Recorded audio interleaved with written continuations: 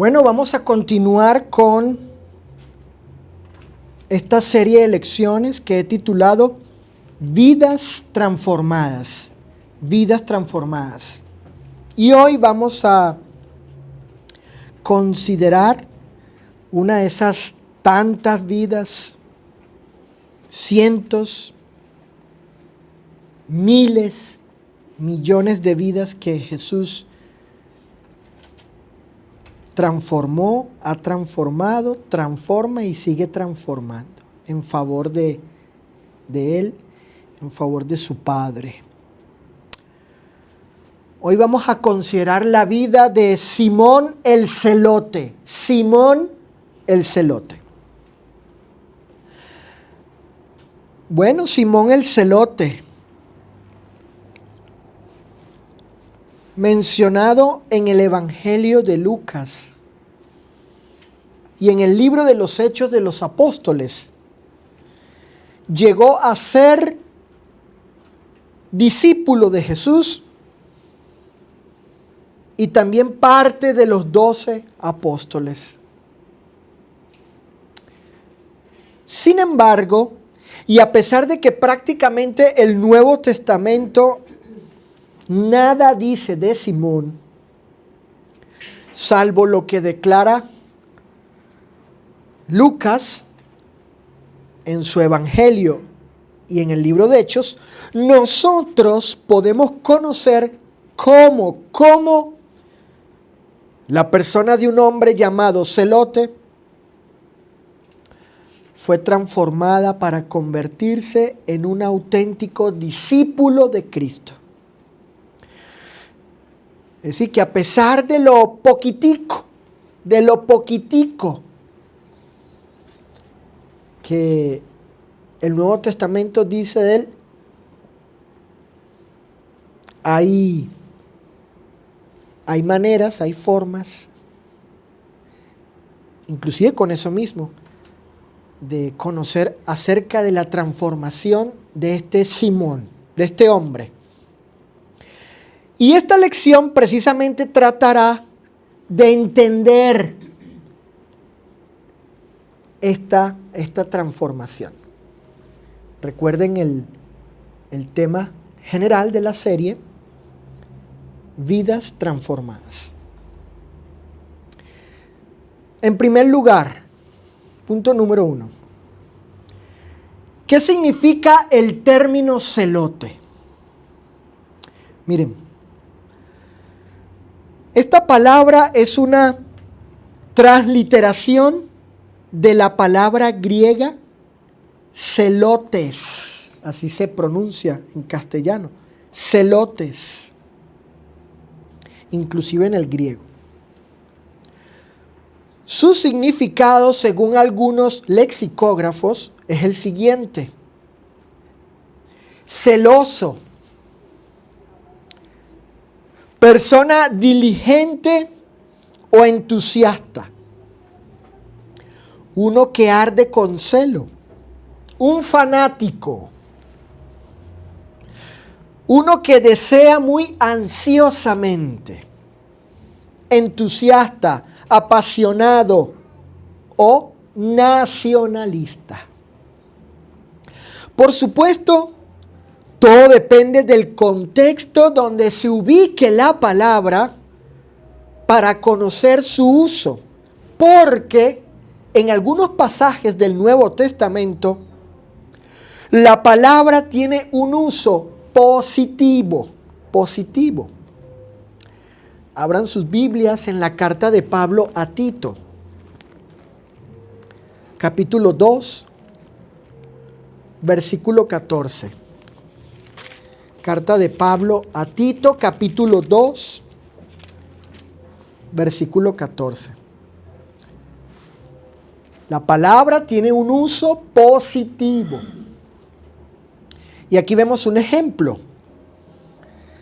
En el versículo 14 dice: quien se dio a sí mismo, hablando de Jesucristo, para redimirnos de toda iniquidad y purificar para sí un pueblo propio celoso, ahí está. O un pueblo propio, celotes, según el texto griego. Celoso de buenas obras. En 1 de Pedro 3:13, pero allí lo tienen que leer en la versión de las Américas.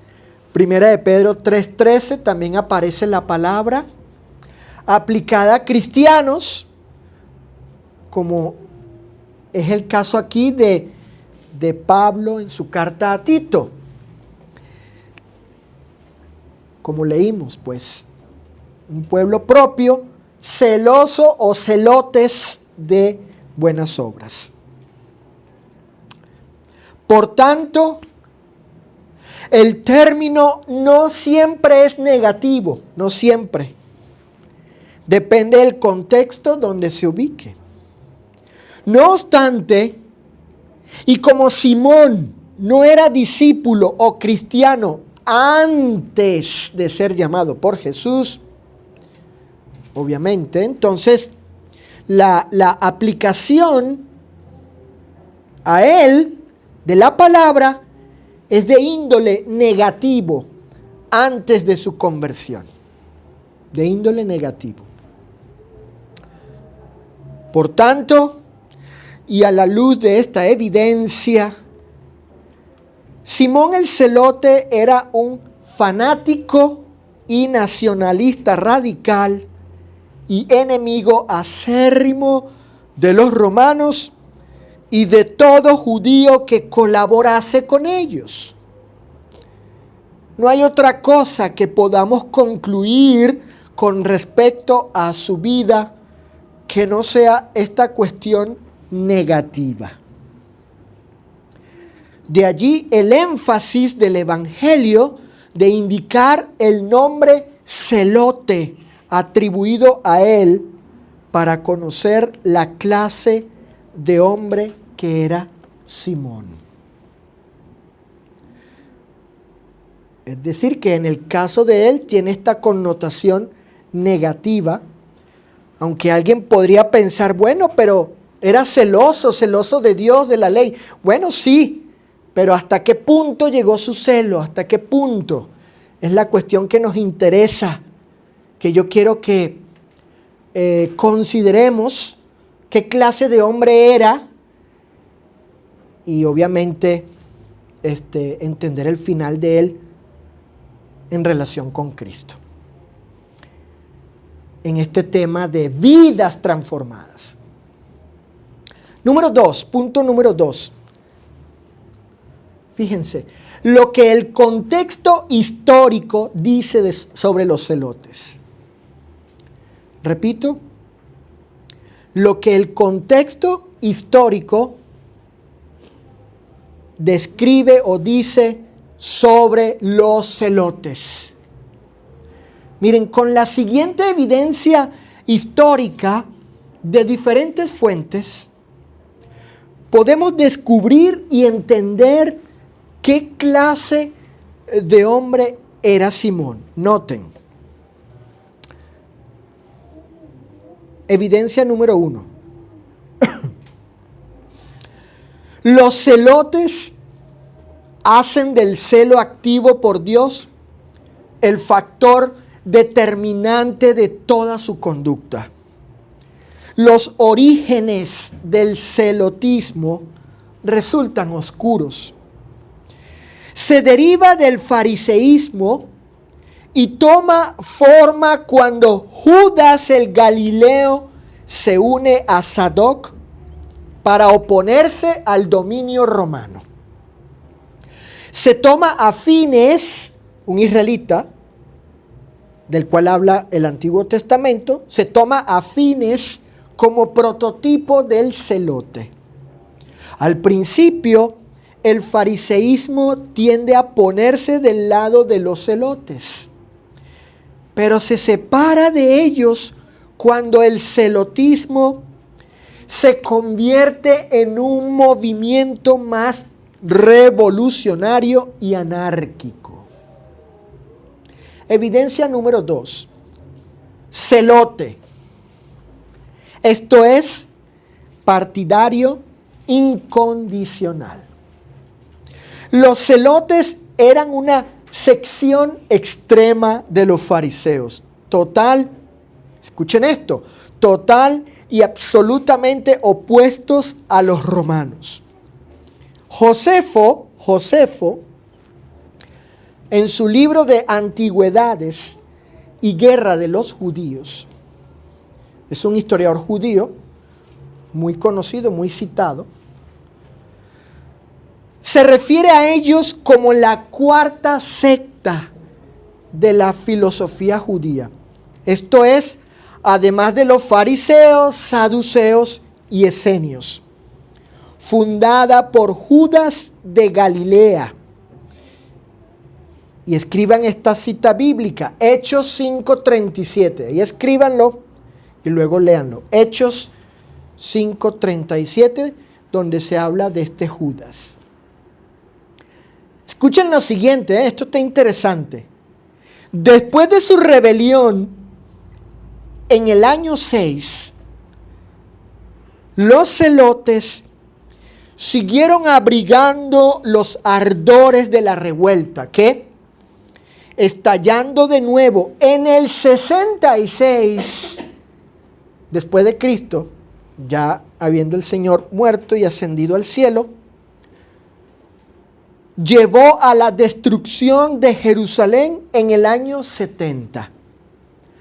A esta secta había pertenecido Simón, uno de los apóstoles.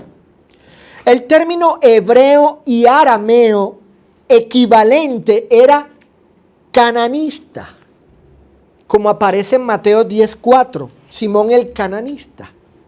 No significa que viene de Canaán, no, como parecería sugerir la Reina Valera al transliterar cananita, sino que se deriva de la raíz hebrea caná, que significa celoso.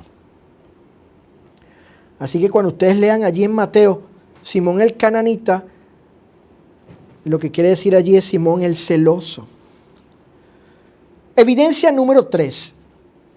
Los celotes fueron un grupo político religioso del judaísmo en el siglo I, conocidos por su ferviente oposición al dominio romano sobre Israel.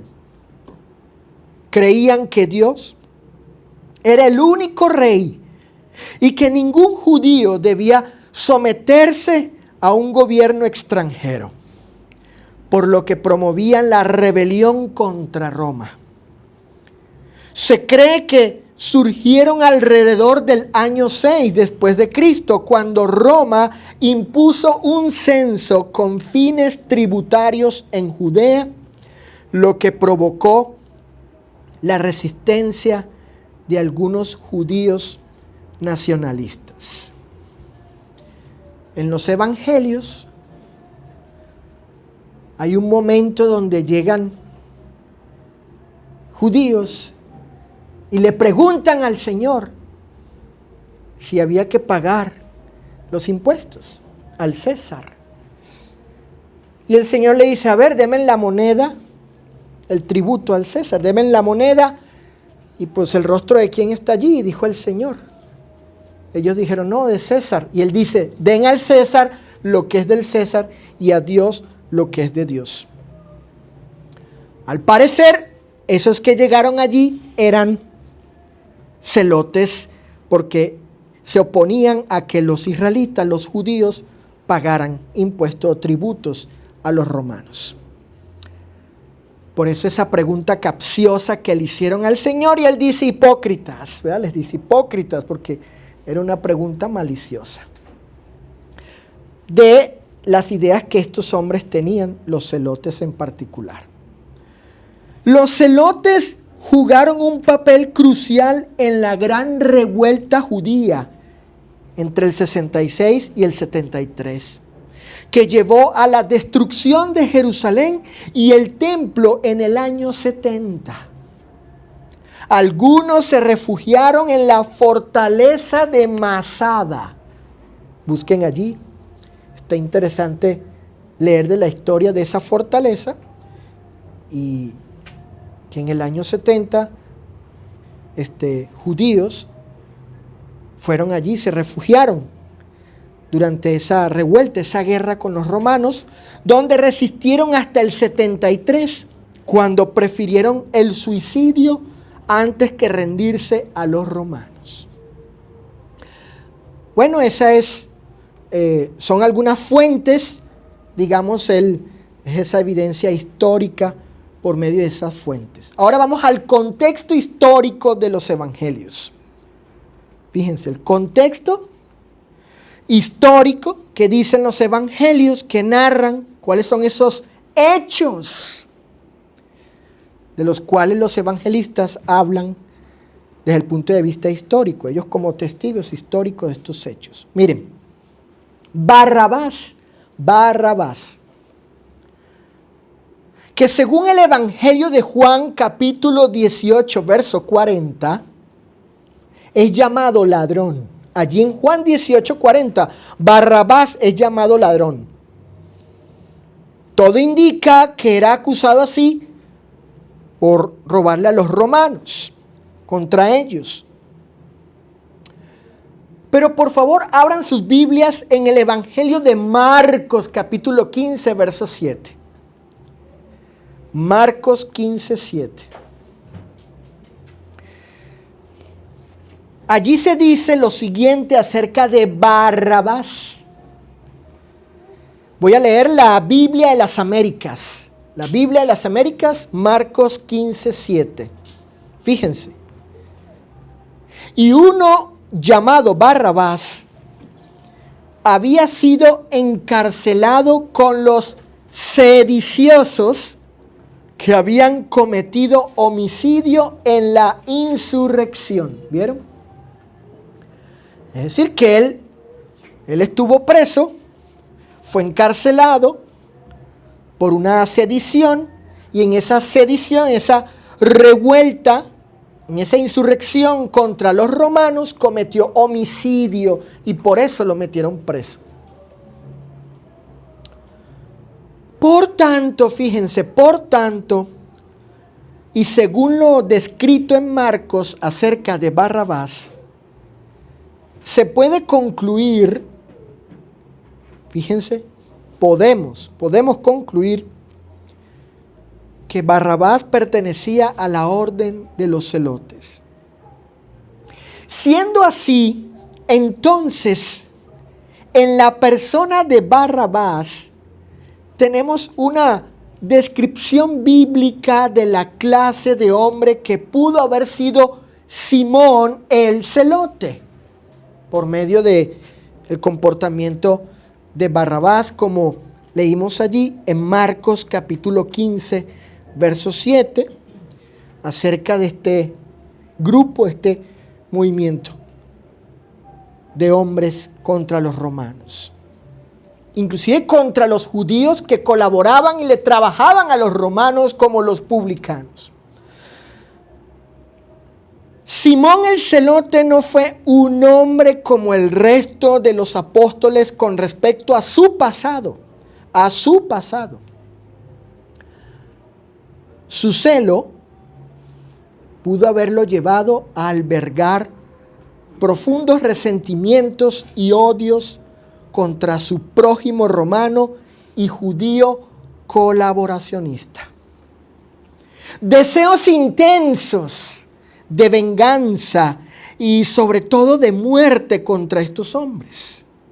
Rebelión e insubordinación contra la autoridad romana. Intolerancia y discriminación contra aquellos que no estuviesen con su causa.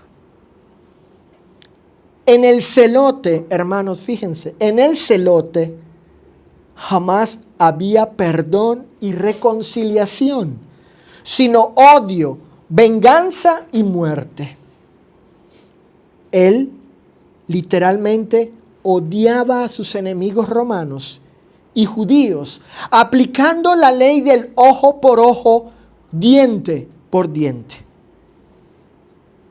De esta clase de hombre, yo entiendo, concluyo a la luz de esto, era Simón el celote de esta clase de hombre. Punto número 3. Punto número 3. Jesús transformó la vida de Simón el celote. Ahora aquí vamos a considerar esa transformación de su vida por causa del Señor. Si Simón era la clase de hombre que hemos considerado en los puntos anteriores, entonces, fíjense esta pregunta. Partiendo de la premisa anterior con respecto a Simón, que era celote en el sentido que acabo de describir acerca de estos hombres, ¿qué pudo haber motivado, impulsado, movido a este celote a seguir a Jesús hasta el punto de aceptar ser un apóstol de él y continuar fiel a Cristo después de su ascensión al cielo? Que pudo haber motivado, impelido, alentado. ¿Qué motivación tuvo este Simón, el celote, para seguir a Jesús? Bueno, aquí les voy a compartir mi entendimiento al respecto.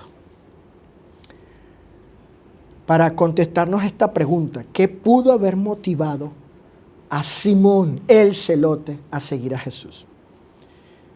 Número 1. Pudo haber seguido a Jesús, oído el tambor con lo que voy a decir, inicialmente, repito, inicialmente. Vaya, él pudo haber elegido esto de convertirse en un seguidor de Jesús, pero inicialmente, creyendo que Jesús se convertiría en el Mesías, rey y militar, guerrero, que iba a libertar a Israel del yugo romano, a vengarse de sus enemigos y restaurar el reino de Israel en la tierra prometida. Esta concepción, esta idea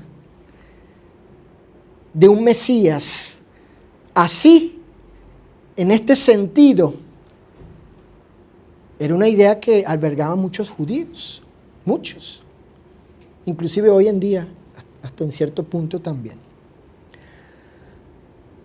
Un Mesías completamente distinto al verdadero, al que nosotros leemos en los evangelios.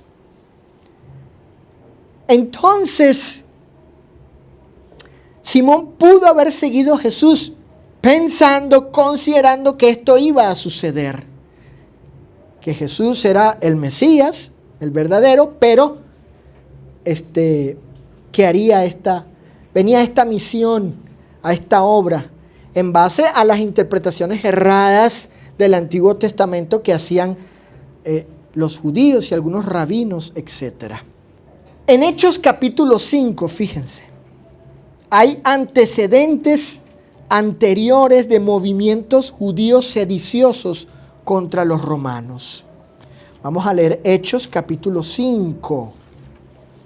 Miren lo que Lucas dice aquí con respecto a estos movimientos judíos que existieron contra los romanos. Hechos capítulo 5, versículos del 36 al 37. Claro que esto lo dice Gamaliel, doctor de la ley, etcétera, venerado de todo el pueblo, etcétera. Miren, dice el 36. Porque antes de estos días, se refiere a los días de los apóstoles y Jesús, mientras Jesús cuando vivía, etc., y ahora que estos estaban predicando, los apóstoles, se levantó Teudas, diciendo que era alguien. A este se unió un número como de 400 hombres, pero él fue muerto y todos los que le obedecían fueron dispersados y reducidos a nada. Después de este, se levantó Judas el Galileo en los días del censo y llevó en pos de sí a mucho pueblo. Pereció también él, y todos los que le obedecían fueron dispersados.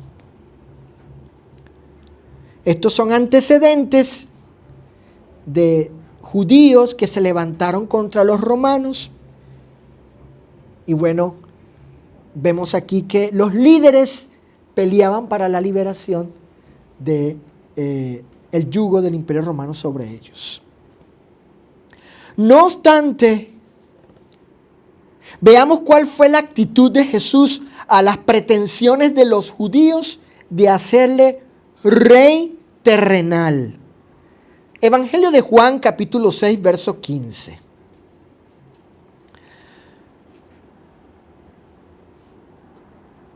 El texto anterior de Hechos es para que veamos que ciertamente hubo esas pretensiones, esos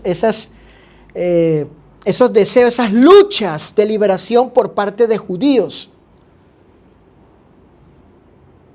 Y algunos proclamaban, se identificaban a sí mismos como Mesías, pero era una lucha carnal, física, militar, etcétera, ¿no? Y tal vez Simón albergaba, o mejor dicho, eligió seguir a Jesús bajo esta idea, aceptando que era el verdadero Mesías, pero en este sentido que acabo ya de explicar y semejante a estos movimientos sediciosos que hubieron. Sin embargo, miren lo que dice Jesús cuando pretendían hacerle rey, repito, rey terrenal a él, en Juan capítulo 6, verso 15. Pero entendiendo Jesús que iban a venir para apoderarse de él y hacerle rey, volvió a retirarse al monte él solo. ¿Vio esto Simón? Sin duda alguna. Sin duda alguna. Porque Jesús no venía a constituirse un rey terrenal. Sí venía a fundar su reino, pero no era terrenal. Y él ciertamente vendría a ser el rey de Israel, pero no terrenal, no físico.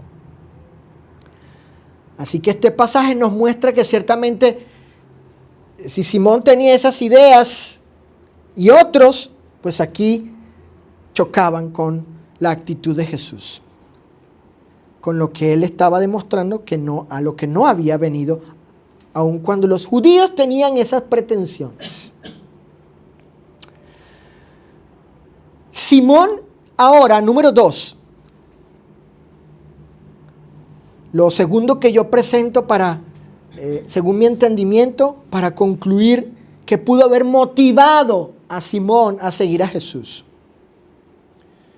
Lo primero que vimos es aquella concepción que tenían muchos judíos acerca del Mesías. Un Mesías militar, guerrero, que iba a libertarlos de Roma, vengarse de sus enemigos y instaurar restaurar el reino de Israel, pero terrenal. Bueno, Simón pudo haber seguido a Jesús bajo esa idea. Número 2. Simón ahora tuvo que afrontar la gran prueba de entender y aceptar, fíjense, que Jesús no era ese rey Mesías que vino a liberar a su nación, a vengarse de sus enemigos y restaurar el reino de Israel.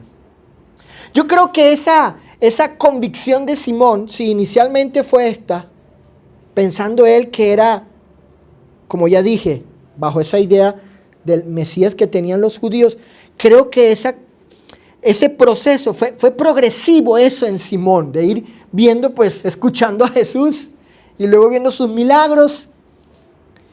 Y ahora está en esa prueba, en ese momento en que él debe entender, o está entendiendo y debe aceptar que Jesús no era ese rey Mesías. Y así muchos judíos también. Esa concepción, esa idealización que tenían de ese Mesías, no era ese. Observemos lo que dijo Jesús acerca de él y de su reino. Evangelio de Lucas, capítulo 4, versículos 18 y 19. Este pasaje, cuando Jesús, el maestro, el Señor, está en Nazaret, llega a la sinagoga de Nazaret, y él se atribuye la profecía de Isaías acerca del siervo que sería ungido para ser rey, obviamente. Ya estudiamos de eso aquí. Pero miren cómo Jesús describe aquí su misión. Su misión. Obviamente muy distinta a la idea que tenían los judíos acerca de aquel Mesías. Dice Lucas capítulo 4, versículos 18 y 19. Son las palabras de Jesús en ese momento. Dice: el Espíritu del Señor está sobre mí, por cuanto me ha ungido. ¿Para qué cosa? Fíjense. Para dar buenas nuevas a los pobres. Es decir, las buenas noticias, el Evangelio. Me ha enviado a sanar a los quebrantados de corazón. Por un lado, él traía un mensaje que era de esta calidad, de estas características, un buen mensaje a los pobres, solamente a los pobres, en que se referirá ahí Jesús a los pobres sociales, no a los pobres en espíritu. Me ha enviado a sanar a quienes. Su sanación, ¿cuál era? ¿Qué tipo de sanación era? La de aquellos de su corazón, a los entristecidos, quebrantados, dolidos. A pregonar ¿qué cosa? ¿Cuál era su predicación? Libertad a los cautivos, entiendo, del pecado. Cautivos del pecado. Como entiendo, Simón estaba cautivo a esos sentimientos de odio, resentimiento, venganza, muerte contra los romanos y contra los judíos que colaboraban, trabajaban como los publicanos. Y fíjense, vista a los ciegos, no solamente a los ciegos físicos, sino en el sentido espiritual, a poner en libertad a quienes. ¿Cuál era su misión de liberación? Dice a los oprimidos, pero ¿por quién? Bueno, la Escritura dice que él vino a libertar a los oprimidos por el diablo. Entiendo aquí se refiere al exorcismo que hacía Jesús, a sacar fuera demonios, etcétera. Esa era su misión, a predicar. ¿Cuál era su predicación? Acerca del año agradable del Señor. Nada tenía que ver con una guerra, un conflicto, una lucha militar, física, carnal contra los romanos, una liberación contra los romanos y una instauración de un reino literal, físico, ¿no?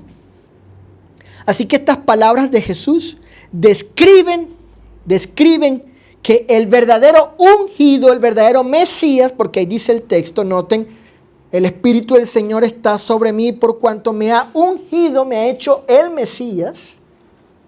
El ungimiento, la aprobación, la selección para la obra Él era el ungido, él era el Mesías, el Cristo verdadero, pues esta era su misión. Y eso debió entenderlo todos, sus apóstoles, sus seguidores, la gente, todo, y aceptar eso. En particular aquí que estamos hablando de Simón, ¿verdad? De Simón, partiendo de que él empezó a seguir a Jesús con una idea, y ahora aquí está escuchando, viendo otra cosa distinta. A ver, ¿cómo? ¿Verdad? Viendo un Jesús completamente distinto al que tal vez le habían enseñado a él con respecto al Mesías, al Rey Mesías, al ungido de Dios. En el capítulo 18, verso 36, Jesús dijo lo siguiente. Perdón, Juan 18, 36. Dije Mateo, ¿verdad? Juan 18, 36. Y se respondió Jesús, mi reino no es de ¿qué? No es de este mundo, dice. Si mi reino fuera de este mundo, mis servidores pelearían para que yo no fuera entregado a los judíos, pero mi reino no es de aquí. Y cuando él predicaba del evangelio del reino y todas las parábolas, pues no tenía que ver con un reino físico, literal, terrenal, mejor dicho, terrenal. No. Las enseñanzas, la doctrina, las instrucciones iban dirigidas al espíritu del hombre.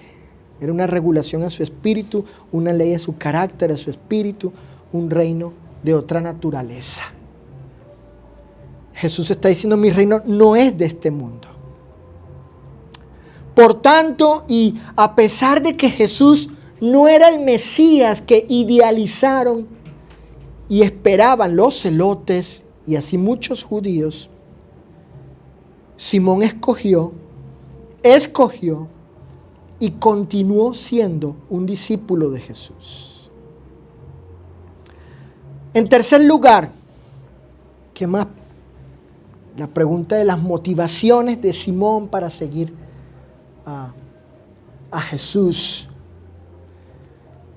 Luego Simón, al escoger ser discípulo de Jesús, vivió una prueba que sometió a evaluación su sinceridad con respecto a Jesús. Fíjense esto. Lo que voy a presentar aquí es que ciertamente él, bajo el entendido, bajo la premisa de que era un celote, bueno, él era celote en el sentido que acabo ya de describir anteriormente. Bueno, él ciertamente vivió una prueba, un examen.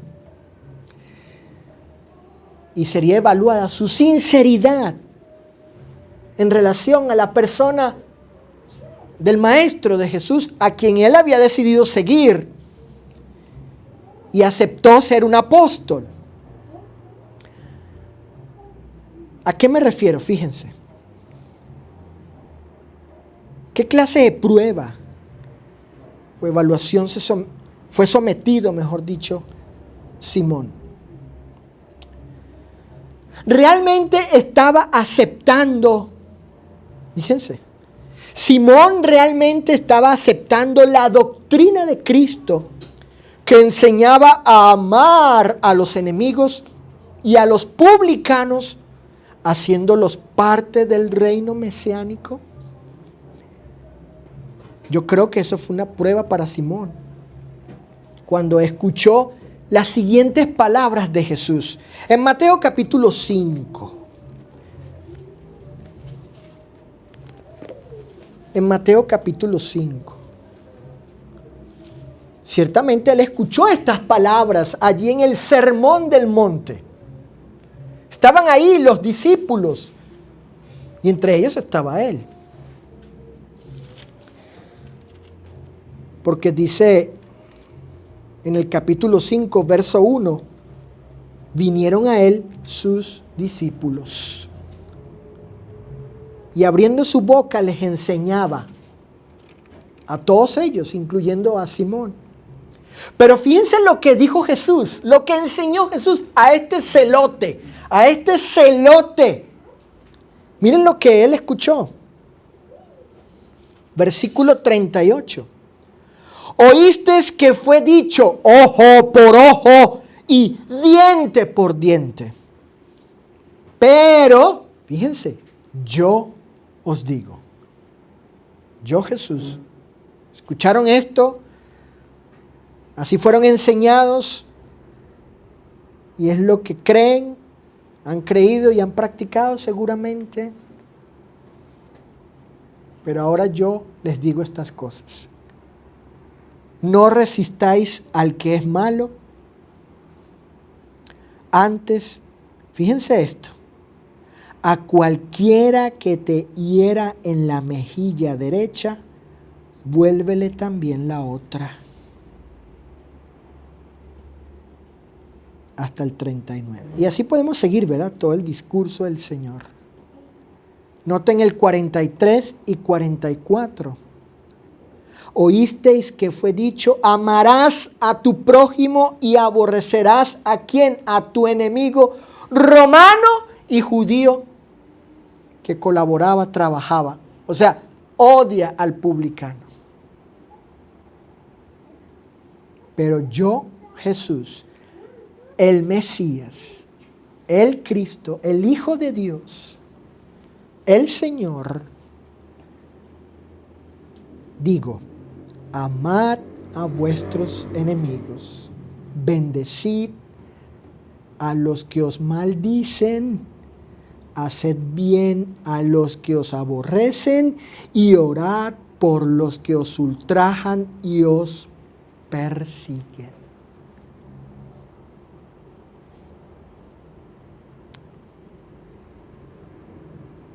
Ciertamente que esto fue una prueba para Simón, hablando específicamente de él como Simón el celote, escuchar estas palabras de Jesús, de aquel a quien él había decidido seguir. Piensen en eso. Este celote escuchando, o sea, ¿cómo? ¿Qué pasó con el ojo por ojo y diente por diente?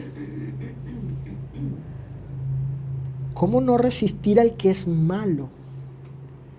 ¿Cómo poner la otra mejilla? ¿Cómo que ya no voy a aborrecer a mi enemigo, a ese romano que nos...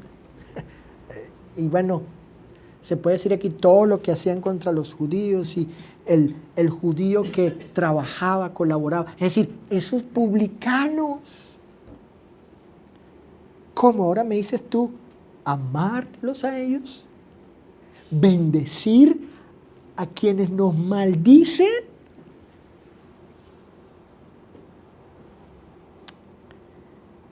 ¿Hacer el bien a estos que nos aborrecen?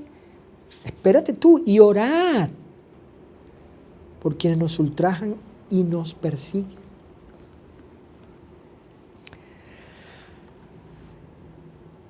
Esa prueba a Simón el celote no solamente fue una prueba, una evaluación. Obviamente, a ver si él era hombre sincero, porque digo, pudo haber elegido a Jesús bajo una idea y luego en el proceso, en el tiempo, estando con Jesús, pudo haber tenido una conversión progresiva, ¿por qué no?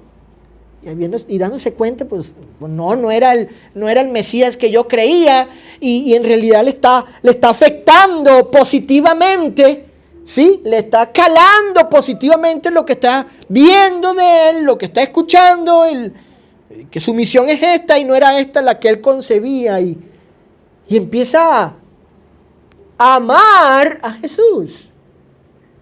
Y tal vez tuvo esos conflictos personales.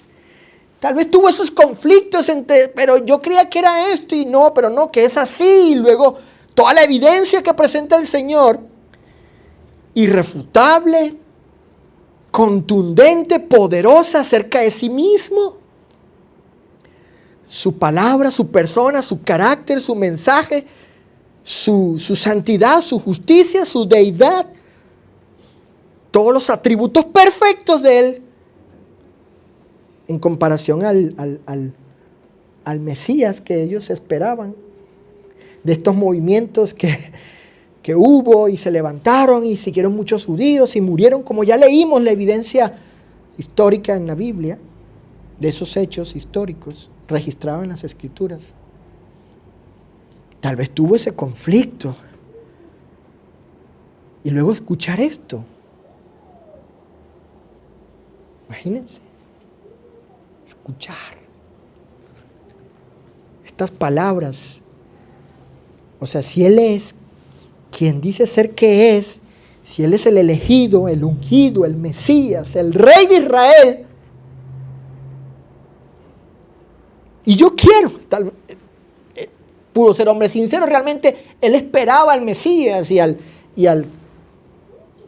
estar ahí delante de Él, seguirle, amarle, servirle. Pero tal vez no era como lo esperaba, ¿verdad? Y luego escuchar esto. Pero esta evaluación a Él, de su sinceridad a Cristo, de su honestidad, de que si realmente estaba aceptándolo, no fue solamente un asunto que Él escuchó, digamos una evaluación teórica, ¿no? De escuchar escuchó la doctrina y bueno, ahí tenía que,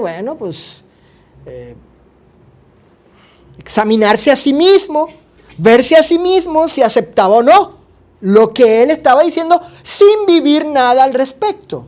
Digamos la parte práctica. Pero no, ¿quién era uno de los 12? ¿Quién era uno de los 12? Un publicano. Mateo el publicano. Ahí tuvo Simón la evaluación, digamos, práctica, al tener a Mateo allí como seguidor de Jesús. Imagínense Simón encontrarse con que, pues, ¿cómo vas a llamar a un publicano a ser tu discípulo? Y luego apóstol. Aceptar a Mateo el publicano como parte de los discípulos y teniendo comunión con él públicamente, demostrando así Simón que era un auténtico discípulo de Jesús y fiel a sus enseñanzas. Esta era una verdadera prueba a Simón de su sinceridad y honestidad al maestro, del cambio de su carácter e intenciones y de aceptar que Jesús era el verdadero Mesías digno de ser obedecido.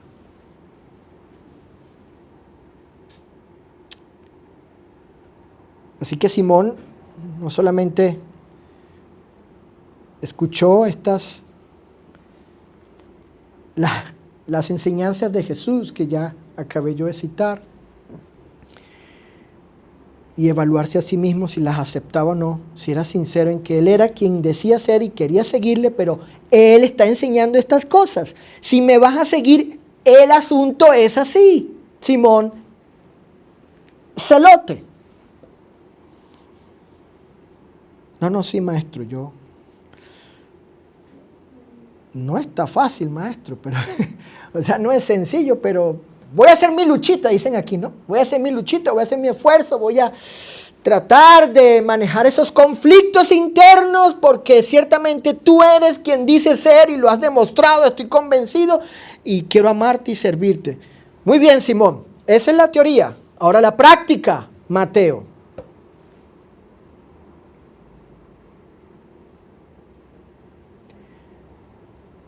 Ahí tienes la prueba.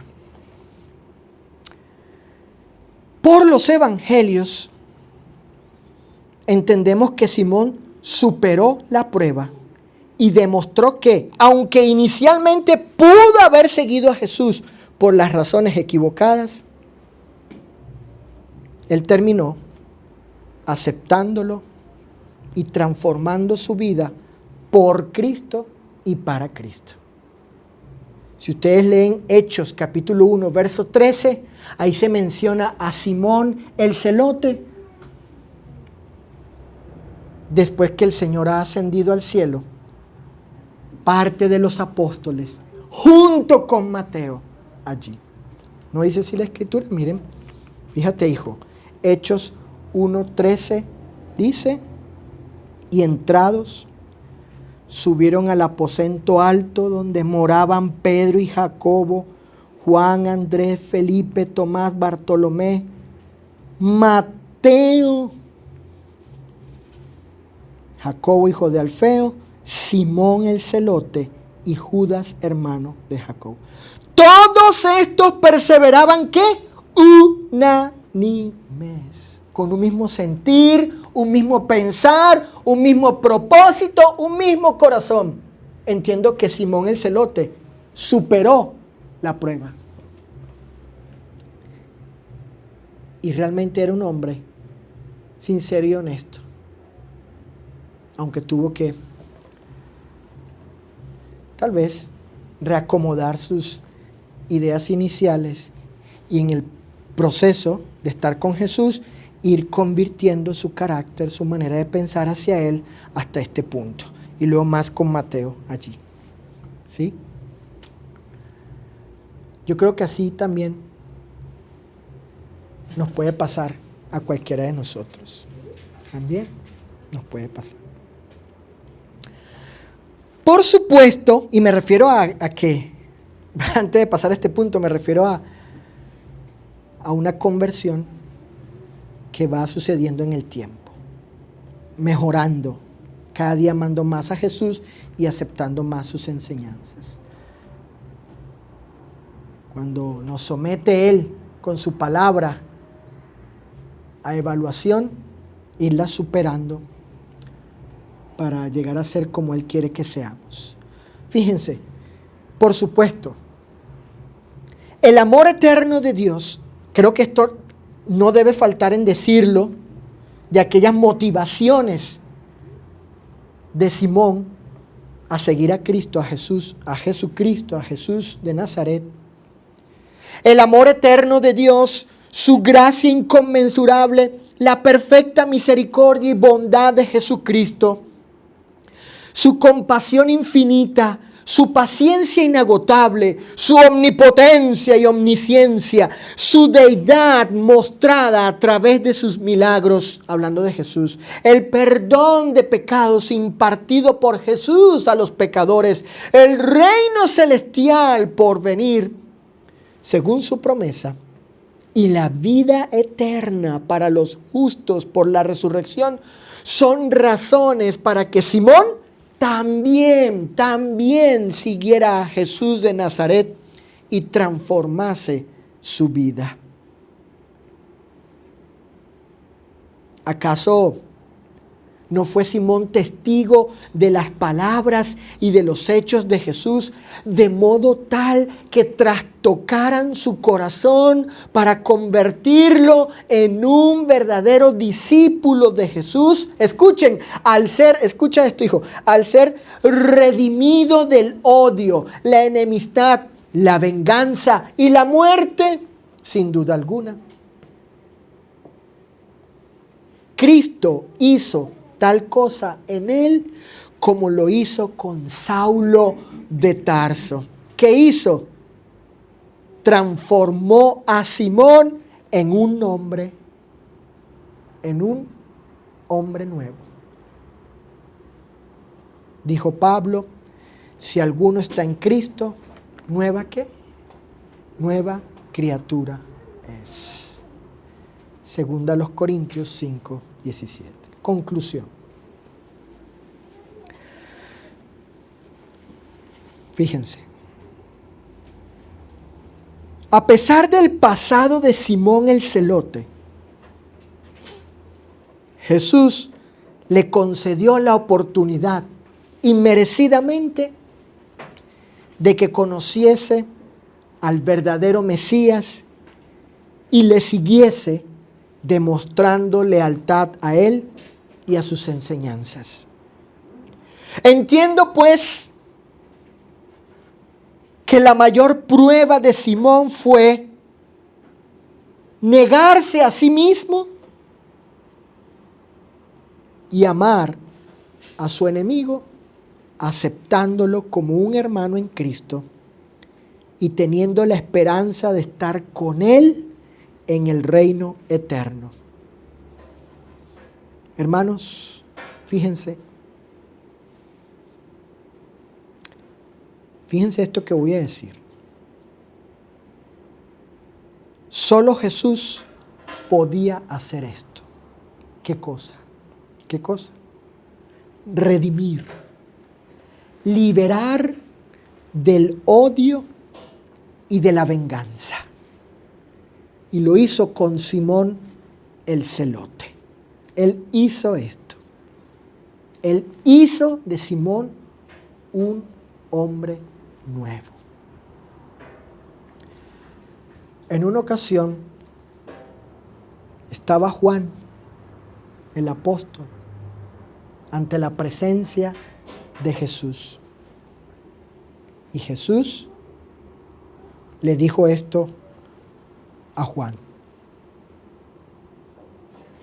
Y el que estaba sentado en el trono dijo: he aquí, fíjense, he aquí, yo hago nuevas todas las cosas. Apocalipsis 21:5. He aquí, yo hago nuevas todas las cosas. Y Simón, el celote, es una prueba de que ciertamente Jesús hace nuevas todas las cosas, porque hizo de él un nuevo hombre, un hombre distinto, un nuevo hombre. Apocalipsis 21, versículo 5.